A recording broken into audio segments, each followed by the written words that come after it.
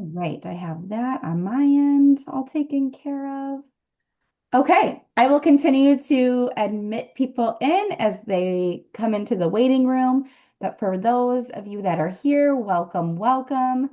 As I said, I'm sure this might fall over a lunchtime, lunch break, depending on what time zone you're in. So if you are off camera, on camera, it is all good. We are just excited that you're here. My name is Shyla. I'm with IAP2 USA. I am the training manager. And I'm happy to welcome you all here for today's webinar. We have Drew Sherbin with Alchemy Communications. Did I say that properly? Alchemy. Yeah, no, you Alchemy. got it. Close enough. Alchemy Communication. Correct. Alchemy Yeah. Communications. They have done webinars with IAP2 in the past, and we are happy to welcome them back, especially in regards to this topic. I think it's a pretty popular one. We've had a great registration turnout for today. But before we get started, I just want to do a quick shout out to our webinar sponsor, Social Pinpoint, which is now Social Point by Open Point. I'll put a little bit more information about them in the chat. They are a community engagement and stakeholder platform. So if you are interested in learning more about them, again, I will put the link to their website and information in the chat so you can reference that at a later time. But without further ado, Drew, I will hand it over and we can start today's webinar. Welcome. Thank you. Perfect. Thank you, Shyla. And thanks, everyone. And thanks so much for being here today. As Shyla mentioned, my name is Drew Sherbin, and I'm speaking today on behalf of Alchemy Communications. And a big part of my background has been leading comms for municipal capital projects, including flood mitigation work with the town of Drumheller, which is in Alberta. And I'm calling you from Calgary, Alberta, Canada. So happy to be here. And what I can say is that from experience, really capital projects are never just about, concrete timelines, budgets, engineering, all those other fancy words. They're really about people's routines and how they're impacted, their homes, their businesses, their sense of safety, and sometimes their frustrations. What we're really going to be talking about today is how we communicate through that. How do we bring people along when the work is disruptive, the timelines are long, and the benefits may not be visible right away? So I'll be sharing a lot of details on my experience and giving you tips and some tricks on how we can manage those projects and hopefully go through those and get through potentially unscathed. I'm not going to say not because things do come up, and if they didn't, then it would be a perfect world, and that's where we just don't live in a perfect world. So if you do have any questions, we'll be taking questions at the end. So please just hold your questions, and then we'll give time for a Q&A as we get going. Okay. So as I mentioned, the goal today is really pretty practical. When communities are facing a capital project, especially one that brings construction, detours, all those, noise, dust, things that are changing, people need more than updates. They need more than just a project update post on a website or social media. What they need to understand is what is changing, why it matters, and where do they fit in. So in my work with flood mitigation, this was especially important. We were asking people to really support projects connected to long-term protection, things that they may not be feeling or seeing right away. And part of that is that building that protection and also that resilience that comes with that. But in the short term, those same projects really affect daily life.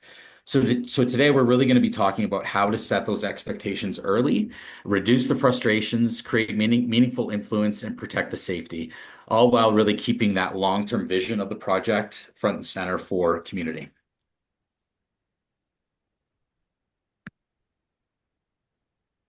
So for today's session, the way we're going to move through is that we'll start with trust, because trust, it's really the foundation or the North Star, however you want to call it.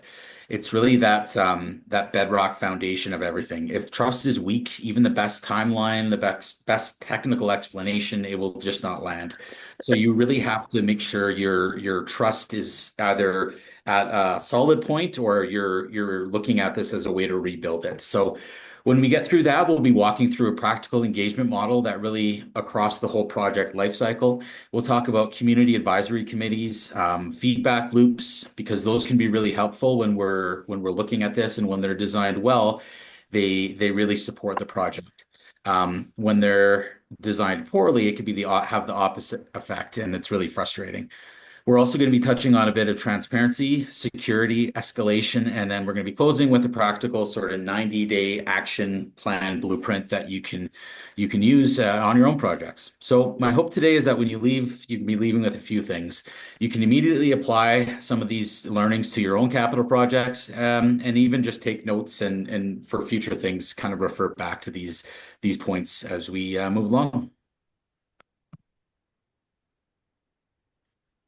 So one of the biggest lessons that I've really learned is that the public rarely sort of evaluates a project based on the finality or the final asset.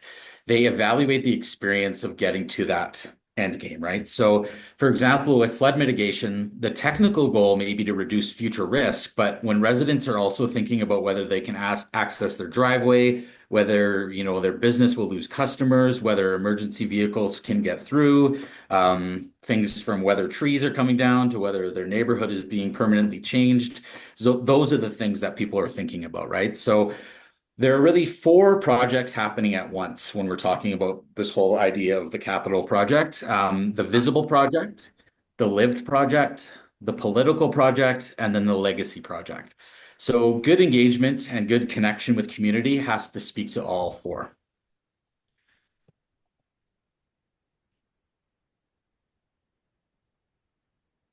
So what do communities really need during this disruption? So when people are disrupted, they usually need five things. They need you, they could need more, they could.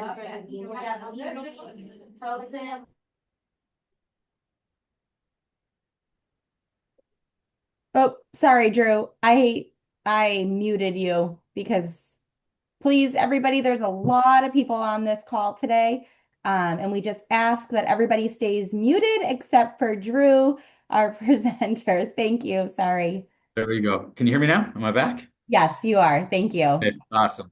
So as I was mentioning, I don't know if I got muted before I said, but these are the five real things that folks really need when we're dealing with disruption. So they need predictability. So what is happening and when? They need respect. So they need to be acknowledged that this is a disruption. They need agency. So they need clarity on whether their input can actually make a difference. And they need recourse. So they need a clear path to ask those questions or to report issues as they come up. They also need safety, both in a physical aspect, so safety around the site, and then emotional safety during the process, right? So just that kind of that caring voice or that understanding that they are being heard and listened to.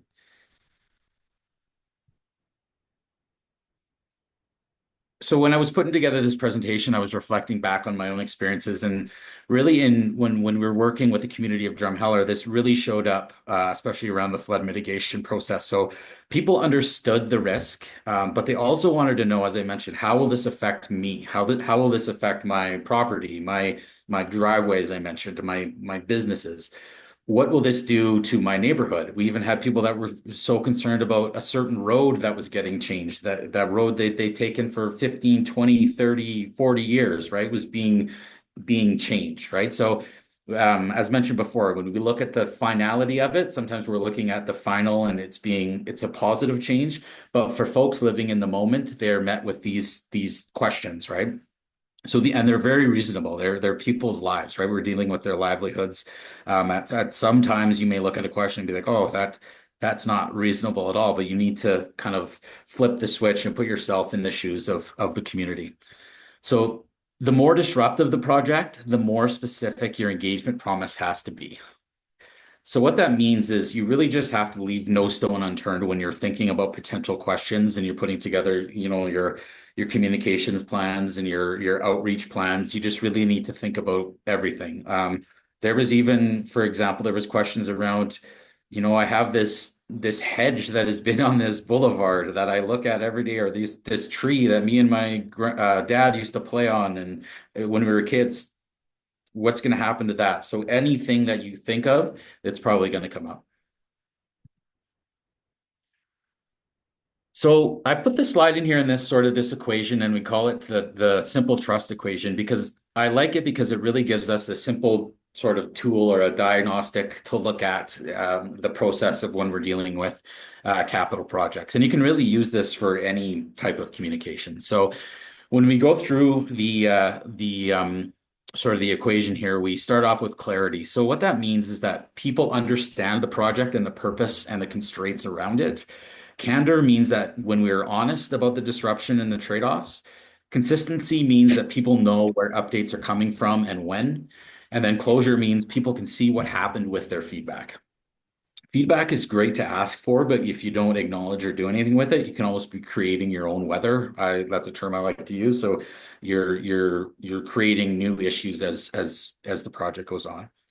So the last one is where many projects fall short, as I mentioned, that closure, right? So when we ask people for their input, when we hold the sessions, community engagement sessions, when we collect, emails, sticky notes, social media posts, and then people never hear what changed or why something could not change, that's when I was talking about trust, that's where that trust begins to erode.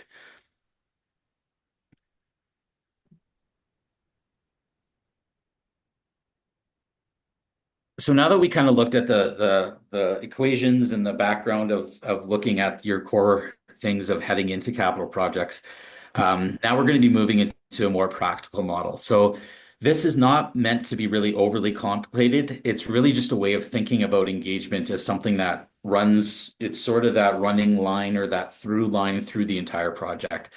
It's not something that we just, start once construction starts and then forget about it for capital projects, especially ones with municipalities or other areas where there are a lot of stakeholder groups. Engagement has to begin before people, even see a shovel in the ground or see the equipment on site, and it has to continue after the grand opening or the ribbon cutting or the celebration around it, right? So it's very important that it's sort of that running line through the entire project. So when we look at engagement across the project lifecycle, and this is probably one of the most important slides in the deck today. So if you want to take notes, I'll be speaking to it, and I'm not positive that the slides will be shared after, but this is the one that I'd really key in on. So engagement really changes depending on where you are in the life cycle of the project. So before the design is final, you're listening for the impacts, for the potential risks, and the practical realities of the situation. When we head into that pre-construction phase, it's really about setting the expectations around what that project will be. And those expectations can shift and change, but you really have to have those key cornerstones kind of locked in this phase of pre-construction. When we head into the active disruption phase, so during that active disruption, our job and the job is really about a few different things. It's about cadence, responsiveness, and adaptation. So when we need to sort of set up a way and a routine of connecting and communicating, whether that's once a week, once a month, you are in control of that timeline based on your community. Responsiveness relates to how quick are we connecting back to our public. So do we have something on our website that says we will get back to you in 24 hours? We will get back to you within a day, a week, whatever that timeline is. It's really flexible based on the needs of your community. If you find that your community is very, they want to know their information right away, maybe a 2 week response time isn't the best. On the flip side, if you can maybe get a little bit of leeway with that, and your community appreciates sort of thoughtful responses rather than just getting back to someone quick, then that's something you can adjust as well. So at the transition or the opening phase, people need to understand what is complete, what is still happening, what is being fixed, and then what operations will look like.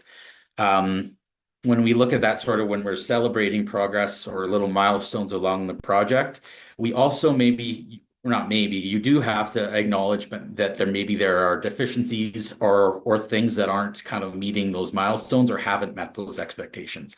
So when you set those operational expectations, you need to continue to modify if it requires that. So you don't want to just be celebrating the progress when maybe this one area is 2 to 3 months behind or there's slight delays, right? So you need to just be transparent and open. So when we look back at the fifth and final kind of arrow there, or point, is that legacy. So when we're looking at legacy, it's what we're doing to basically report back on the benefit.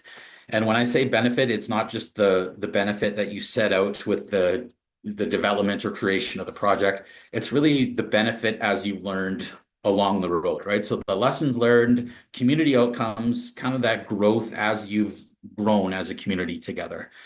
One thing that I really picked up with the flood mitigation was that the legacy piece matters so much because the payoff is long term, but you may not feel that value every single day, right? So the community needs to understand that what has been protected day to day. So if there's little updates, you can't just be referring back to or saying things like, yeah, but in 2 years when the project's done, it's going to be great, or in 5 years when it's completed, it's going to be awesome. It should be next week or tomorrow or whatever. Try and celebrate those small little victories along the way. Because what that does is it sort of goes back to that trust factor and it sets those expectations and it calms those anxieties that community members may have.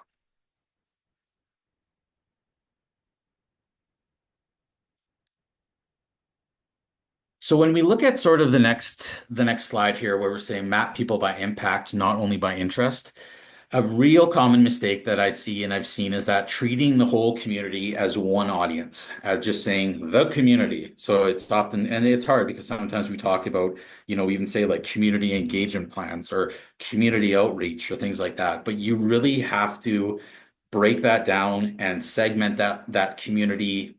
So you take it as not one audience, but you break it down into segments. So especially when we're dealing with capital projects, those projects do not affect everyone equally. So for example, someone living beside a construction zone has a very different opinion and feeling about information that they need than someone, who is just sitting on the outskirts or, the project will benefit. Um, It'll benefit them from 5 years from now, right? So it's very different. So you need to look at those different segmentations of the audience. Another thing that I learned when we were dealing, especially kind of going back to that flood mitigation process, um, it was really clear that some residents were, broadly supportive of the project because they understood it.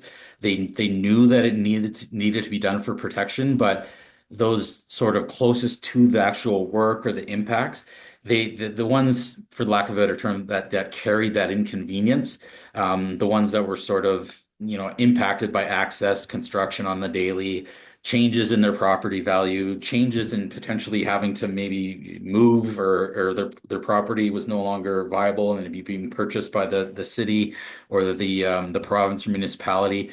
Those are the areas that we really need to focus on because those are the ones that are just chocked full of uncertainty. So the engagement plan really needs to be weighted towards those most affected, right? Not just those who are most interested. And you're going to get those. You're going to get those people that show up to every community session that are always asking you about the project. How's it going? What's going on? Da, da, da. That doesn't mean that they're the most important. It's almost back to that phrase, the loudest voices or the squeaky wheels get the grease. You need to be looking at that full sort of circle of who are we connecting with, because maybe those people that are, the most impacted or the most frustrated, they're just sort of biding their time. And if you think about it like maybe like a bubbling volcano, right? So the more it's just under the scenes, it's just and then eventually it just erupts and it's just this disaster that's you can't put it back in. So that's usually we'll call the volcano people, right? Those ones that are just bubbling and then all of a sudden you don't hear anything and boom, it's erupted. So as I mentioned, the engagement plan really has to be weighted towards those most affected and not those who are just most interested in the project. And a thing that you can do in the practical sort of test around this is that could this group sort of, you look at it in a few ways. Could this group experience harm, delays, cost, fear, or a loss of access, whether that's, to their home, business, even what they maybe deem access to something, a certain road or way they used to take, could that be because of that project? So you really need to kind of look at all of these different pieces in the puzzle when we're talking about the audience. So biggest thing, your community is not just one, it's a kind of melting pot and a makeup of many. So this is a really cool slide and a really cool thing that I like to kind of share with folks as well. And we call it the public patience curve. So this curve feels very real when you sort of worked on these projects a lot. I always kind of refer back to this. So when we look back, if you look at the top of the curve, we're in the sort of that announcement stage. The patience can be relatively high. The benefit is still sort of abstract, and people may support the idea, but they're sort of, it's we're still sort of up at the high edge end of that curve. But then disruption comes along. Suddenly the project is not a concept anymore. It is that physical road closure. It is that barrier across the street, the big orange or yellow sign saying you can't access. It's the noise, it's the missed access. You can't get into your driveway anymore. It's the dust. If you're used to sitting out on your patio or your deck on a Saturday afternoon, and all of a sudden there's this huge dust cloud, or during the week, it's the business interruptions, it's the changed route to get to school, to daycare, whatever. That is when we start getting into that drop, that sort of that dip. That's when the patience drops. The key to this is to increase the communications before the frustration peaks, so not after. So if we can be looking at, when we're looking at that kind of top of the curve around the announcement, if we could be looking at that and kind of creating those communication and those channels that are easing those people or people's anxieties, that's the key to really increasing and building that trust. So yeah, before that frustration peaks and not after, because once people feel ignored, it's very hard to rebuild that trust. It's almost nearly impossible. It's not impossible, but it's very hard. And when you start getting into those things, you're taking away energies from other areas and projects, right? So if you can have a good handle on that as you head into things, and not saying this is the perfect model, and if you do everything, things aren't going to happen. Things do happen, and that's sort of what I get into in the next few slides here. So when we look at sort of the steps and we kind of break these out, we look at things so that your first, and I kind of mentioned it before, so the first public update shouldn't be the first public conversation. So before construction starts, we should already have a clear sense of the likelihood of what's going to happen, whether that be disruptions, whether it's noise, access, parking, I mentioned dust, safety, continuity with businesses, things like that. We should already have a solid idea of what that's gonna look like. One thing that I learned from flood mitigation work is that the residents often know the details that project managers or engineers that they may miss, right? So you may hear things that even before that the community, they're gonna know and they're gonna tell you for sure. So simple things that like maybe delivery windows for certain things. Maybe there's a seniors facility on a road that might be impacted, and maybe they rely on certain access points. Maybe there's pickup patterns for schools, or seasonal impacts if we're talking about seasonal businesses, or if there's areas where maybe traffic is already backed up, and then your engineering team said, "Hey, let's reroute this road," and the community might be saying, "What the heck? This road's already a nightmare, and you're going to funnel, hundreds of cars or 50 more cars throughout the day. What do you expect is going to happen?" So it's really about listening early, because what it does is it helps you find those details before they really become a public complaint. So, for example, the road, the idea, if you listen to that and acknowledge that before implementing, you're kind of cutting that off even before it has a chance to become an issue. So the second step here is that you're building a message around architecture. So it's not architecture in terms of a structure or a building, it's an architecture structure of the message, right? So the basic message structure that every project needs is that what is happening, why now, what will be difficult, how are we reducing harm, how can people be heard, and then most importantly, and people usually go right to this one, is when will we update you next? So when will you hear from us? So the reason why this really matters the most is because capital project communications can get scattered very quickly. Things can change, timelines can change, Weather has a big impact on things. Budgets, funding, a whole bunch of different things play into these. And then, as I mentioned, so they can get scattered very quickly. You may have website updates, town council or city council briefings, media lines, conversations with contractors, social posts, door hanger, anything you think that might be what you need for communications. You could have all of that stuff. But usually I wouldn't say it's not enough, but you really need to be kind of keen on what is happening in the community. So when you look at sort of this message architecture, we should be really looking at these questions, right? So what is happening? Why now? What would be difficult? How are we reducing harm, and how can people be heard? And when will we update you next? So I repeated them because every update should always be answering at least three of these questions.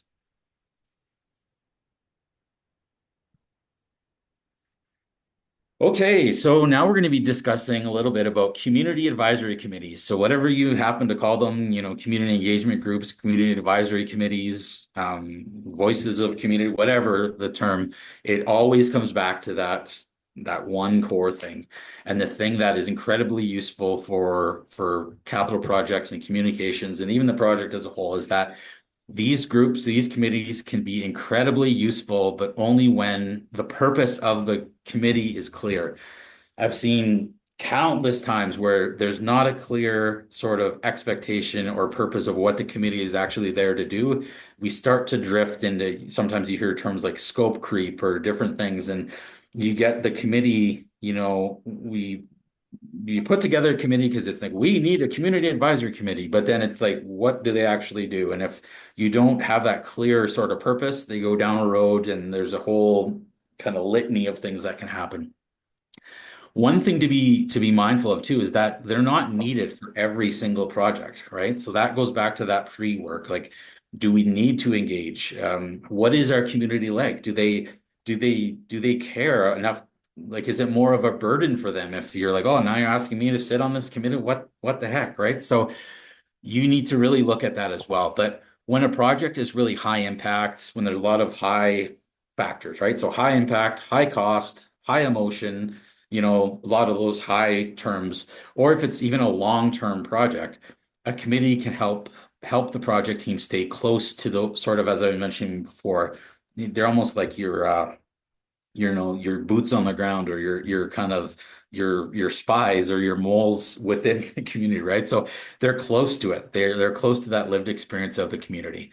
So the key for that is that the committee cannot be, as I mentioned before, like we have a committee just because we have a committee. It's cannot be window dressing, right? So if people are giving their time, they need to know what they're advising on. They need to know how that advice will be considered.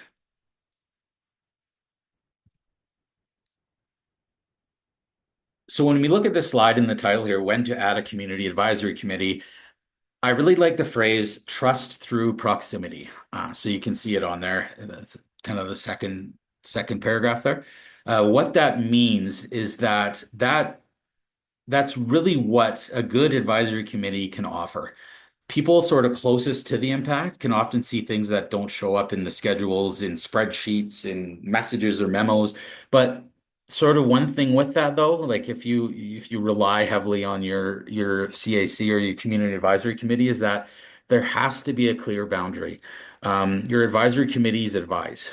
They don't replace council, administration, engineering teams, or those formal decision makers, right? They're there to support and advise. The danger in creating a committee is that sort of when you're creating that committee, maybe is just the way to absorb the anger, but they don't have any influence. That will not build trust. That will make you're just creating more frustrated people. So now you have a frustrated CAC that are also part of the committee that can quickly turn. So all those positives about, having the pulse of the community and being connected, that can shift. That could turn it against you if you don't sort of have that again that bedrock or that benchmark of trust.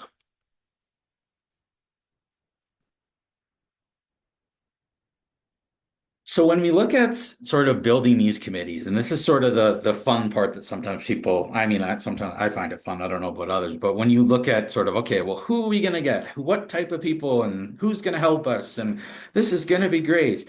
It really, you have to put a lot of thought and thinking into the selection process and sort of what that looks like.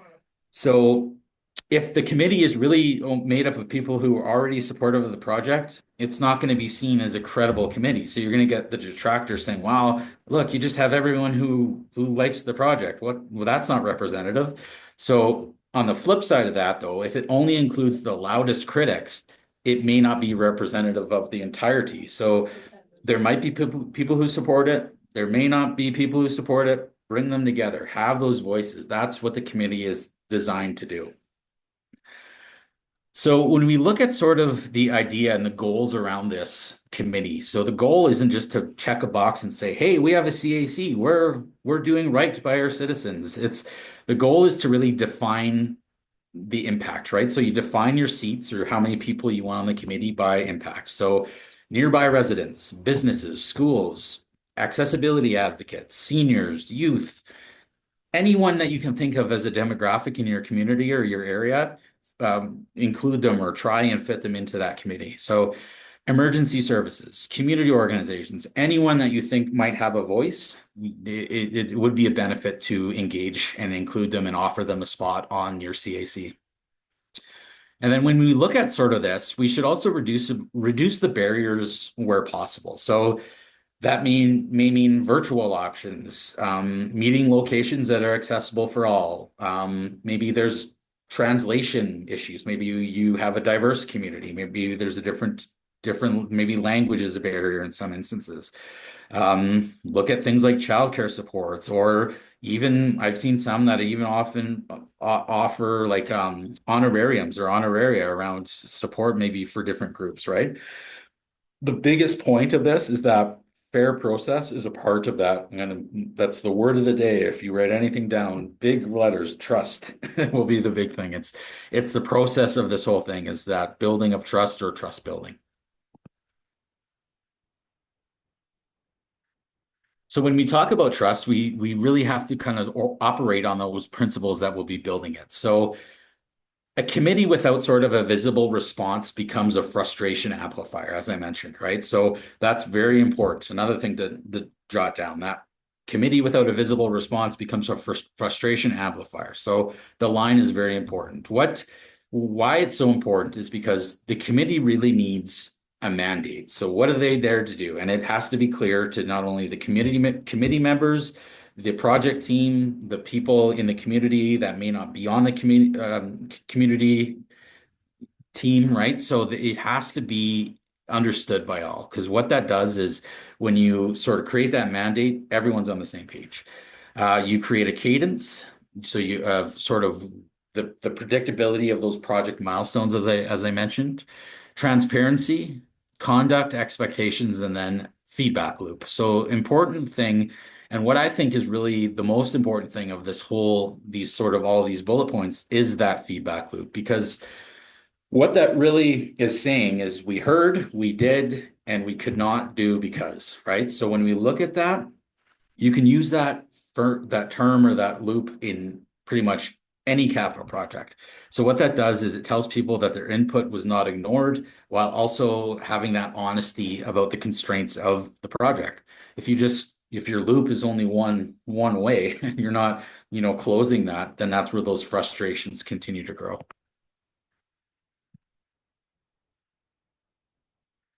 So as I mentioned before, we need to be creative sometimes when we look at ways to engage the community for them to be heard. Right at the top there, not everyone can attend an open house at 7 on a weekday. It's just not going to happen. So, and honestly, open houses often attract the people who already have the time, they want to, they're ready to go, right? They have that confidence and that motivation to show up on a positive and then also a negative, right? You're going to get all kinds, but as we all know, it's that your community is not made up of just those two groups, it's multiple, right? So really a credible engagement plan needs multiple ways to access, multiple doors in. So what that could look like, it could include pop-ups, smaller group sessions, digital resources, so digital feedback. Maybe if your project warrants like site walks, what we did was we did like during the flood mitigation project, we did like river walks and we actually walked the length of a potential berm, right? So that those were interesting. And what that did is it offered people the chance to ask questions. So we had members of our CAC there as well. So it wasn't just like the project team kind of talking down to the community. It was more of a community impact event, right?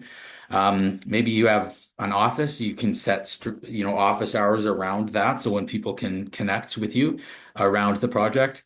And then maybe even if you have the resources or the capabilities, an issues line, right? Rapid issue line where that's your almost like your crisis line, right? Where people can connect and communicate. The only thing I would say with that is just kind of maybe define what an issue is, right?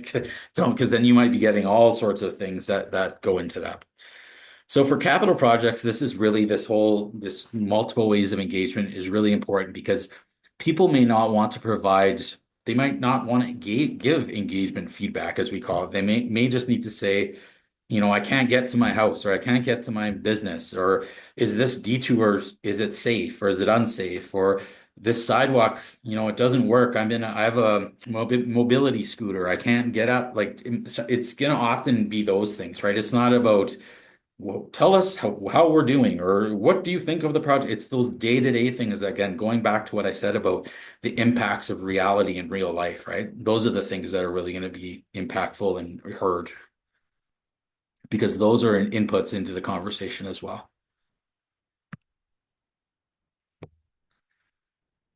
So one thing that's very important when we talk about sort of transparency, we always think, oh, we're going to be transparent and we're going to put everything on our website. And then we're done. No, that's not enough, right? It's not just posting a PDF on a website. It means people can see the logic of the project. That's kind of the essence of the word transparency in this. So what decisions are made, who made them, what feedback was received, what changed, what couldn't change, what disruptions are coming next, things like that. And sometimes I'm not saying, they have to be privy to everything because sometimes there is things that are it's privacy or there's things that aren't, for public consumption, right? But it doesn't mean that everything is not for public, right? So we need to find that balance as well. So when we look at a capital project specifically, a simple log or decision log, sort of maybe a calendar that includes potential disruptions, things like that, or a feedback tracker of this is what we heard, things like that. It can go a long way. Maybe even like a budget tracker if there's people that are more keen on the fiscal side of things or the monetary side of how much the project is costing. That's a good way. But again, it's really about what your community is made up of and what connects with them. Um, One thing to really keep in mind too, and this is always hard sometimes, is that we expect that we have to have the perfect answer for everybody, and that people don't expect perfection. But what they really want is that honesty. They expect something that's especially when it's impacting their daily life, they just sometimes want honesty. Sometimes people can read through a key message or yes, and some not saying those aren't important, but sometimes they can cut right through them, right? And they say, "Oh, yeah, whatever. You're not telling me anything," right? So again, it's really a judgment call on how you want to engage and what you're comfortable of how you're engaging with community as well.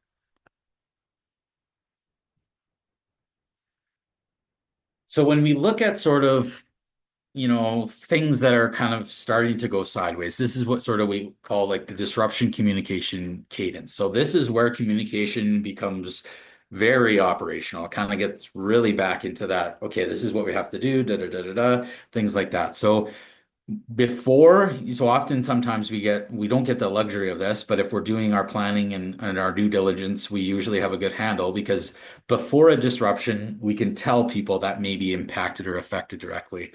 So on the day of the change, whatever that may be, make sure you have signage, social posts, website, whatever your communications tools are at your disposal, maybe make sure you're utilizing them.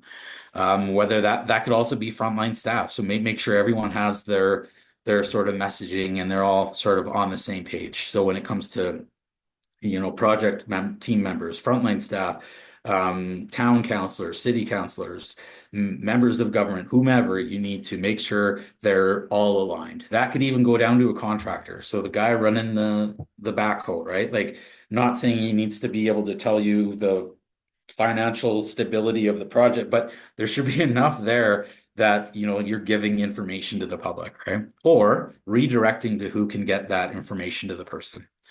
Another thing that's very important is sort of that monthly or those milestone updates. So something that can really pull back and explain the bigger picture of where we're sitting at in the project. Because those are very important. Because as I mentioned, people are kind of stuck in that here and now sometimes, and you need to get that pullback to see the larger picture. So when we're looking at this slide, the phrase that I really like here is that sort of that idea of information debt. So if the municipality or the group knows something and the public doesn't, that gap will eventually get filled by something. And it often gets filled by something and it's an R word and I hate it and it's called rumor. So it's just something that comes up to fill that gap. So an example would be um, with the flood mitigation project, there was this rumor floating around that an entire park was going to get wiped out and changed and gone. And this park included like stuff for kids. And there was like, I'm in Canada, so there was a hockey rink there, and people were just up in arms. So maybe it was the hockey thing. Maybe that was the trigger that did it for people. But the point of it is that that wasn't true, right? So there was a rumor that got filled into that. So if you don't want those sort of gaps to get filled with rumors, don't create that information sort of debt, that hole that can get filled. So not saying that you need to fill it with things that may not be true, but just be if there's something that and then you can fill that sort of that gap, take a long kind of thought of what that would mean.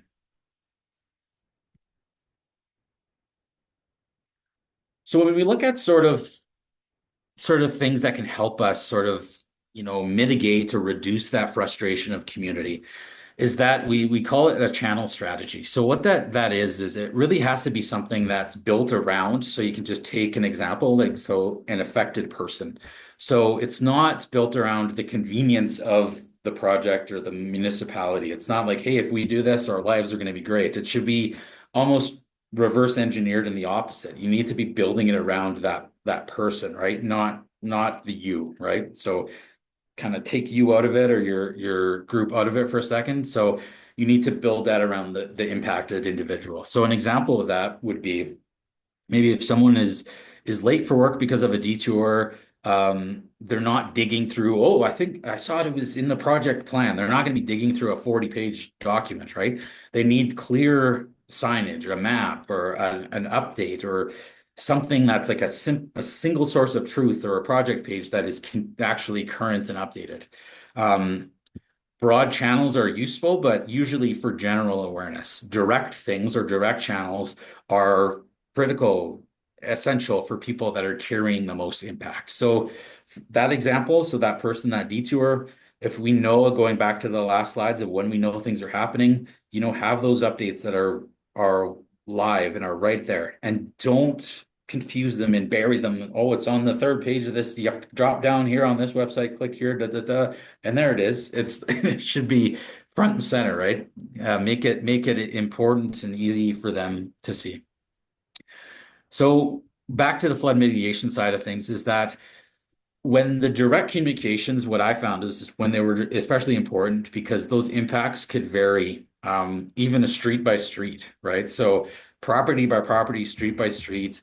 Um, Sometimes you do a mail drop and you only do it to one street, and someone says, "Hey, I didn't get a letter," and then you can say, "Well, it doesn't really impact you this much," and then it might go back to that back to that when I said about the your community being the best source of resource or information, they might say, yeah, but we take this, it does impact me. So, it's this continuation or this learning that definitely goes along throughout the whole process.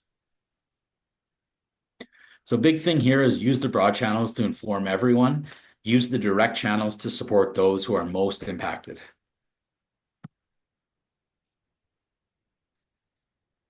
Okay, so when we look at this security, and we're going to get into sort of these next few slides really deal about the idea about security engagement, the again, the infrastructure around that. So when we say security, it can sound very heavy-handed, but it should really be seen as part of a good engagement plan or a good engagement design. These projects, they're often high emotion. They need safety planning. So it doesn't mean just shutting people down or not allowing them to talk or speak or whatever. It really means making sure residents, staff, officials, elected officials, whomever, contractors, anybody, can they engage respectfully and safely?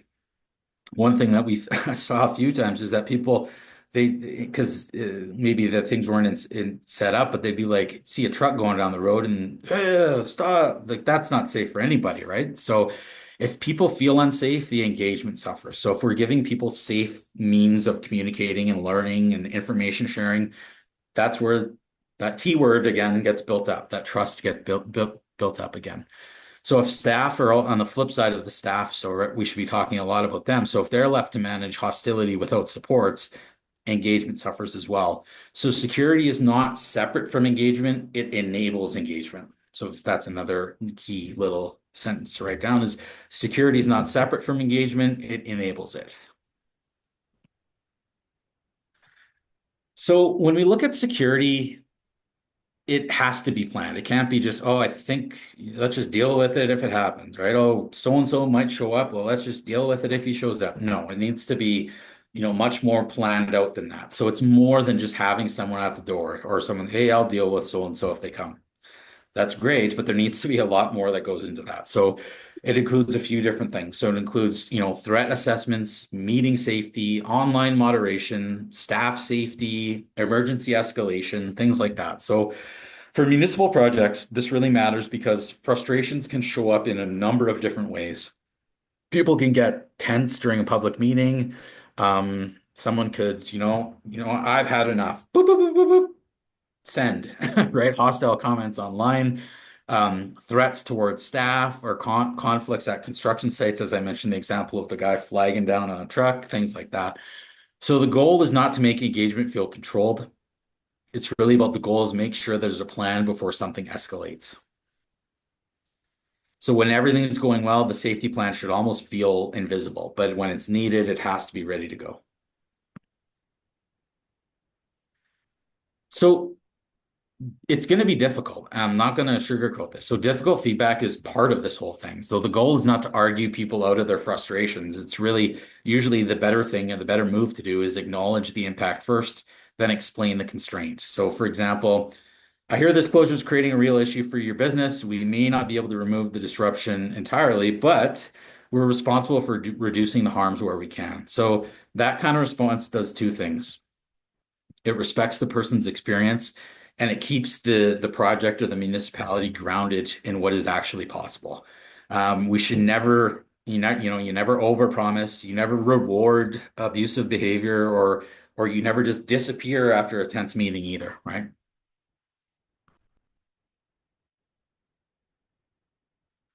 So this case study here, and I'm not going to read it verbatim, and it really just touches on a few things that we've done here at Alchemy is that and the reason why I like to use this one is it really shows the value of auditing, your communication systems before trying to, implement or fix things.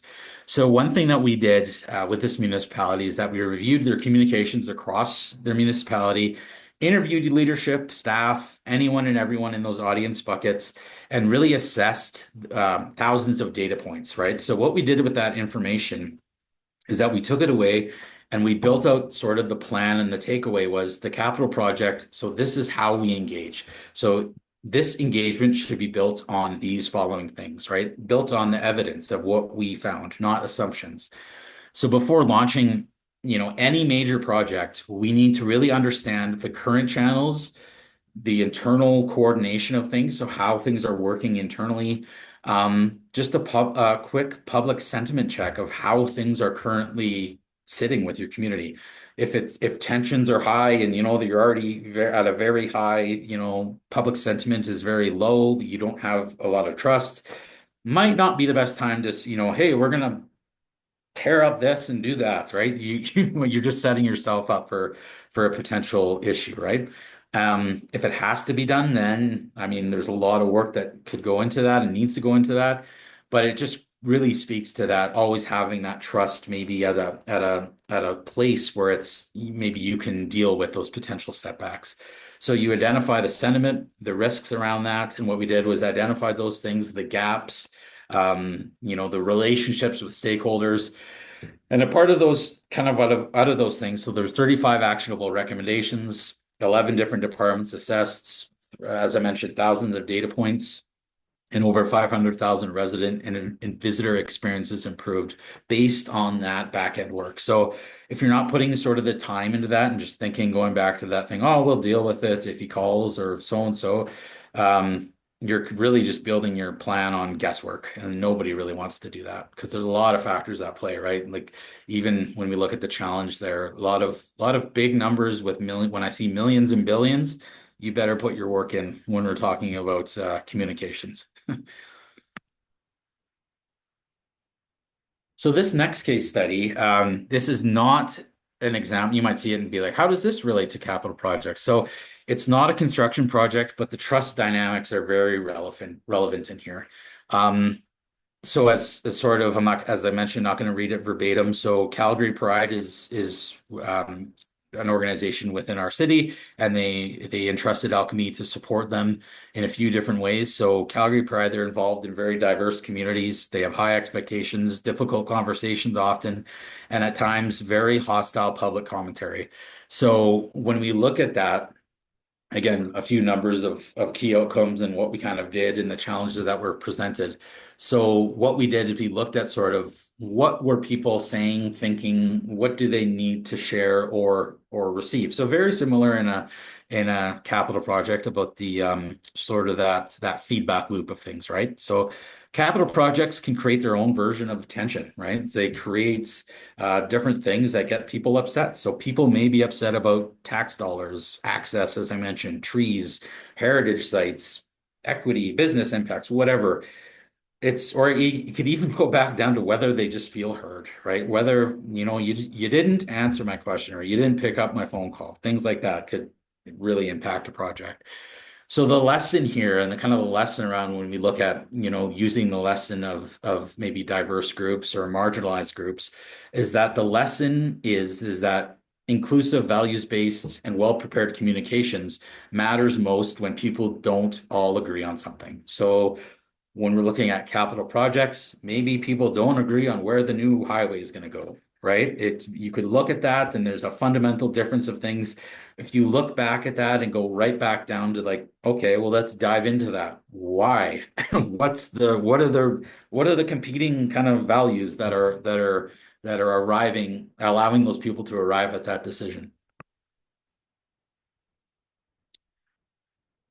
So this case study lens. So when we look at this case study is really about communicating a sensitive decision where people, they held different values and perspectives. As I mentioned, it's very similar to capital projects. So project teams often have to explain difficult things or difficult decisions. Why, as I mentioned, why one route was selected over the other. Why a tree or a group of trees need to come down where these don't. They're the same trees. Like what's going on? Why access is changing? Why costs are increasing? Or why timelines have shifted. The key really is to prepare sort of decision specific communication that comes out before the decisions are finalized. So what that really means, and we can kind of, you see the points around clarity, tactics, feedback, things like that. But at the end of the day, it really means being ready to explain the decision, the rationale, the trade-offs, the values behind it, and the ways people can continue to ask questions. So that's really the crux of this whole thing. So across these examples, a few themes that really carry their way through that are very relatable to capital project work. So audit first, don't assume. Lead with the values. So show, don't tell. Show the municipality what we're trying to protect. Safety first, access, resilience, affordability, the benefit of the public. Plan for conflict, frustrations, they're going to happen. So decide in advance how we're going to be handling those. If your plan is, yeah, let's just deal with Joe when we deal with it, then be prepared to, you don't know what's going to happen, right? But if you sort of decide in advance how you're going to handle that, it goes a long way. That loop, so close the loop. Every major engagement should produce a public summary and response. So it's great to hold a meeting, a session, but if we don't do anything after the fact, it's almost worse. Measure the trust, not just the reach. So depending on what you work at, or sometimes you hear the term reach, social media reach. Are we reaching people? What does that mean? The measurement should really be the trust of that. You could be reaching hundreds of thousands of people, but if your trust is low and you're reaching them, you're just creating remember that volcano I talked about? You're just building, right? So measure the trust in examples for sure. And this big one here too, and I always like to kind of put this in because I used to have this old colleague that was just they would always just fixate on website views. Well, they're going to the website. What's the problem? It doesn't mean that people feel informed. So you need to kind of get that out of your mind. If even if your website traffic is high, it doesn't mean what that could be telling you actually is that they're not getting the information, right? So this little escalator here, and I like this, we call it the issue escalation ladder, and I really like this framing because escalation, it's not failure. It's really what it is escalation is the governance for trust. It's building that public trust. So in a capital project, not every issue is a crisis. Some things need to be monitored, some need clarification, some can be resolved directly, some need leadership, but the smaller number may and there's a smaller number here and that may require, maybe an enhanced response. So some may require security, legal, different things, right? That might be looking at it depending on the severity of sort of that escalation within that issue within the escalation ladder. Maybe it's a full-on legal situation, crisis communications, maybe senior administration or your elected officials need to get involved. The important thing is having this ladder, sort of this framework in place. So before you have to implement, right? So the thing to look at is, monitoring, you're tracking those questions, you're clarifying, so you're correcting inaccuracies. You remember that rumor pit I talked about? You're clarifying that. So resolution or resolve, you're fixing those issues as they come up then escalate. So, if there's things that need to be brought up, you're bringing those recurring themes to management leadership. Because the last thing you want to do is you just kind of use that volcano again. That's your escalation volcano now, and it's bubbling, and then all of a sudden, boom, it hits management right in the face, and you're like, "What? What the heck? Why didn't you tell us about this?" So continue to bring those issues forward. And the last one there is that activation. So again, if it needs to go to those different levels, be prepared to do that. So again, another important sort of few little lines there. Escalation is not failure, it's governance for public trust. So when we do that, frontline staff, no one's left guessing on what to do when things happen, right? So when we look at building sort of the inclusion into the engagement design, inclusive engagement, it's not just about being nice or checking a box like, yep, we sent out the email or we did the poster. It's about making the project better. If a sidewalk is closed, people using, again, if they're using mobility aids or a mobility scooter or a wheelchair, people using mobility aids are not a niche audience, right? They are one of the most important people for that sidewalk. So we need to kind of, again, it's going back to that understanding of your audience. If notices are only online, maybe people without internet or reliable internet, they may be missed. If meetings are only held in evenings, some people who work shift work might not be able to get to it. Seniors, caregivers, parents, you're excluding groups, right? So you just need to be looking at the inclusivity of things. So the question should always be, who is the most affected, sorry, least likely to attend and most likely to be missed. So it's not about most likely to attend or least likely to be missed. It should be the opposite, right? So that's how you really need to focus and think. And that question can really change the entire way that you engage your communications or your engagement designs. So as mentioned before, big on this, measure trust, not just reach. So reach tells you whether people may have seen something. Trust measures whether the engagement's actually working. So for capital projects, I'd look at awareness, understanding, responsiveness, sentiment, participation, and impact. Are people asking the same questions repeatedly? That might mean the information is not clear. Are the same issues escalating? So are you seeing the same things coming back? That might mean that the mitigation is not working. Are key groups missing from participation? So that might mean that the channels, as I mentioned before, they're not accessible. So a strong engagement program should really be able to say, here's what we heard, here's what's changing, and here's what we're still monitoring, or here's what we're still watching. Oh, So I hey. mentioned, Oh, sorry, just wanted to sorry, go pop ahead. in. It's we are at the 1 hour mark. So just wanted to give you, Yeah, I have a few more slides. If I'll yeah, just quickly wrap through yeah, this, and then maybe we can just hop into the questions. But sounds I good. just wanted to get sort of this 90-day engagement plan because this is really important. Not saying you have to follow it verbatim, but this 90-day plan is really about sequencing. So the mistake is waiting until construction communications need to go out public and then rushing to build the trust, right? So as you can see, it's really about days 1 to 15 are about readiness. So doing that audit, the stakeholder mapping, risk scans, and then your 16 to 30 mark is really about building those messages out, FAQs, project pages, etc. And then you really move into the meat of the project. So the 46 to 90 days, it's really about that listening, the advisory committee selection, feedback summaries, things like that. All that stuff I talked about. And I know it's a lot to digest, but if you break it out into segments, and it doesn't have to be 1 to 15 or could be 1 to 10, 11 to 20, whatever. As long as you have something broken out, it goes a long way for sure. So last quick slide, I'll just quickly rip through this one. So the big message I want to leave everyone with today is that communities can tolerate disruption when they understand the purpose. So when they see the plan, when they know where to go, when they can point to the evidence and their voices are being heard, 9 times out of 10, they're going to be tolerable with it.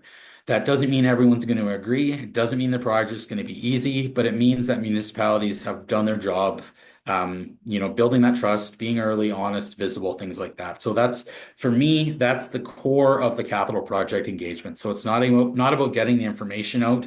It's really about earning that trust to move through the disruption together. Okay, thank you. And I know we're going to have very limited time for questions, but I'd really be happy to take a few if you have them. So I hope you learned a lot, and I know I spoke a lot and tried to jam everything in there, but I really hope you take at least a few things away from today. Thank you. Yeah, we've got yeah, applause, applause. Really great feedback in the chat. So thank you to you, Drew. This was very informative, I think. Not a Yeah, problem. Are there well, any questions, or did I do that great of a job that there's no question? yeah. So if anybody does have a question, and if you're able to stay a few minutes, we'll leave the room open. So kind of come off mute. And yeah, if you have a question, Yeah, I'll jump in. yeah. Hi, everyone. Hey, Drew, thanks for the presentation. My name's Dylan. I'm a leader of community business relations at the City of Calgary in our infrastructure department. So we deal specifically with, the gap between public and major infrastructure works. So yeah, this is great and really aligns with a lot of what we focus on here. One thing I noticed in there was I think you talked about 72 hours notice for construction in terms of like you know, that final notice before construction at 72 hours. And, Mhm. we tend to do it a little bit earlier than that. And I'm just wondering, like, if you want to elaborate on your Yeah. thinking around the 72 hours. Yeah, I think, well, yeah, and like I said, it's nothing, not saying it has to be 72 or 48, but Sure. what we found or what I found sometimes is that if you get too quick, sometimes people can say, well, you told me this and it didn't happen, right? So it's just more, it's almost like giving a bit of a buffer. for things that might potentially come up, right? By all means, if you're ready to roll with that announcement or those messages and it's working, absolutely, for sure. But I think for the people that maybe don't have enough maybe experience or things that it's more you sometimes it's critical to just maybe leave a little bit of time as well. Like you mean deliver the notice closer to the work happening to give yourself a bit of buffer in case things change? Yeah, or even just like maybe if things might like what I'm saying is like if you're maybe promising something and it might change after the 24-hour mark or something like that, right? So Got it. either way, yeah, exactly. For sure. And yeah, in construction, of course, there's always potential for stuff to shift and Totally. Yep. throw you a curveball. Cool. Absolutely. And that I think that's the biggest thing is that there's going to be curveballs. It's inevitable. Yeah. Yeah. Hi, Drew. I'm Hello. Jana. I with Vancouver School Board here in Vancouver. And I was just wondering, you mentioned to develop your messages of what we know and what we don't know yet. Can you elaborate when you say develop communication messages on what we don't know yet? Sure. So it's sort of those what ifs, right? So those you could build your messaging around, we know this about our community. These are the things we've encountered in the past and things like that. So the what if ones are the ones that we don't know, or more of the ones that are sort of kind of almost like you're not guessing, but the things that may come up, right? So they could be, and you might not ever use that, right? But it just could be you know, we're keeping an eye on this group, or maybe we've seen this, and it could be something that you could just be prepared for it rather than not even thinking about it and then something coming up and be like, how are we going to handle it? But so it's almost good to plan and then never use that message or file it away, right? Things like that. So that's sort of the idea around that is Okay, just so reactive just thinking messaging. about reactive. Yeah, like you're almost like not your worst case scenarios, but you're just things that might happen. Yeah, for Yeah, sure. the if pressed. Okay, got it. Yeah, Thanks. no problem.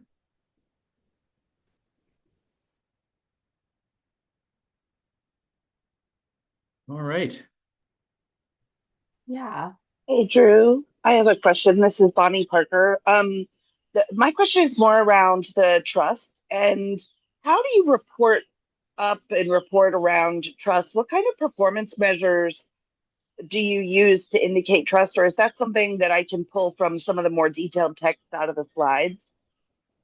Yeah, there's some details definitely in the slides. There are different research groups that's here in Canada. There's one that's called Edelman Trust Barometer, and they that's their business is they look at community public trust and what people trust around different agencies and like government and media and a whole bunch of different things. But if you're just looking to kind of get a kind of a gauge on your own trust within the community or whatever, the easiest sort of way to do that is just scan or look at previous communications like messages to you, whether it's be social media or just kind of gain, what do people feel like if you're getting messages that are that are maybe little bit more pointed or everything you send out is being questioned, then the trust with that community or that group might be a bit low. So it could just be sort of almost like a gut feeling thing. And then there's no,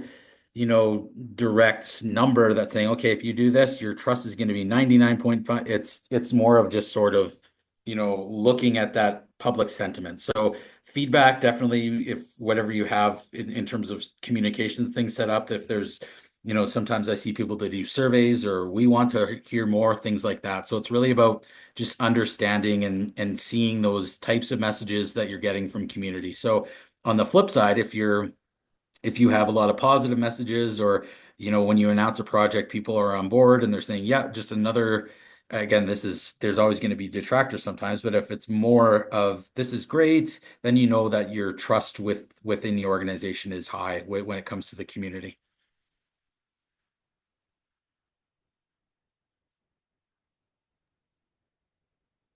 All right. We're about 10 minutes past our end time. Drew, I have a question.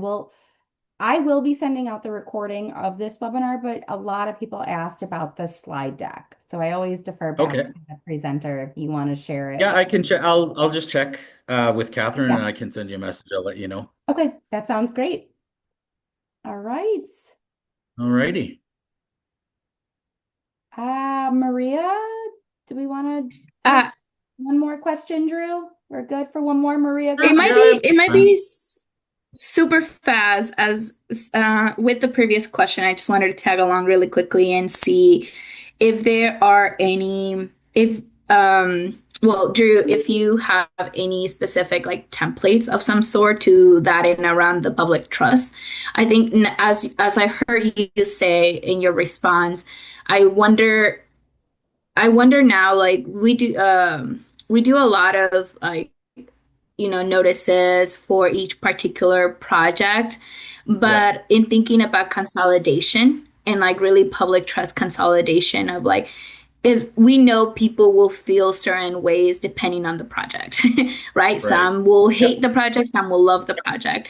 But I wonder if you have encountered like a specific template that really goes along to all projects around Mhm. trying to say, what is the public trust feedback, whether like what is something that you enjoy, what is something that you look forward in Yeah. projects, not on this projects. And if you have that, that would be great. If not, even just like some like high level approach to that, that would be great. Right. Yeah. Yeah. I can I'll definitely check with Catherine. I know we do definitely have templates around, building out the plans and project plans. And I believe there's a trust one that's kind of dives into the trust side, but I'll have to double check with her and then I can get her connect with Shyla and then maybe she can connect with you directly on that. But definitely I think there is something for sure. Thank you for that. You're welcome. I don't know if it's possible to do one more. Sure. Okay, great. Thank you. I'm Pitchapa. I'm work for the transit agency down here in Portland, Oregon. I would love to pick your brain a little bit more Oh, you're about breaking up a the. bit. I can't hear you. Oh, how about now? A little bit better? I caught Portland, Oregon. That's the last I got. Yeah. Okay. I just wanted to hear more about the cadence around disruption communication. As we know, the nature of construction, things can change within the hour, within the day. And Yeah. so, how can we message to the public about the weekly change or the change that's happening within the day, in a way that is not going to be over-promising? I think that's something that I have a challenge with, is wanting to be transparent but not knowing at what degree. Sorry, I think I might have lost you. My connection was a little spotty there at the end. You're That's talking about okay. the I just want to understand at what degree of information can we share with the public that will not overpromise in case of construction disruption that like we did not plan for.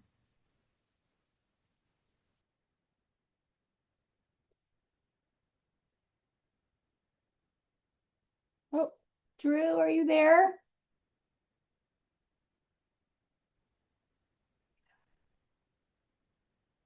Because Drew, you just froze on my end. Yeah, I froze. I briefly caught the question. It was more about It was construction more cadence. around construction disruption. Maybe you could type it in the chat, your question. Yeah, it seems to be Okay. working now. Can you hear me okay? Yeah. Yeah, Yeah. okay. Can you hear me? Okay. Yeah, yeah. I'll So just maybe just repeat it quickly. Sorry. yeah. I'll just rephrase it. Essentially, how do we um put the messaging for the public where it doesn't overpromise the work, Right. because as we know, the construction can change very Yeah, frequently. And so that's kind of my challenge, is like, how do we be right. transparent but not overpromise? Yeah, no, that's definitely a good point. I think the biggest thing, and we kind of touched on it with Dylan's question too, around the timelines and things like things are going to happen, right? So the biggest thing I think, and you kind of nailed it with that over promising, is there's few things. So don't fill it with things that may, don't just try answer the question to hopefully get them to go away or whatever, but also don't not answer it, right? So it's my biggest thing is when I look at things, it's like we only know what we know, right? So we can only kind of share what is happening and kind of what we know to be true. And I think again, it goes back to that building of the trust. So if you're regularly being honest and open with things and even just leading with like, yeah, the nature of this work is that things are going to change.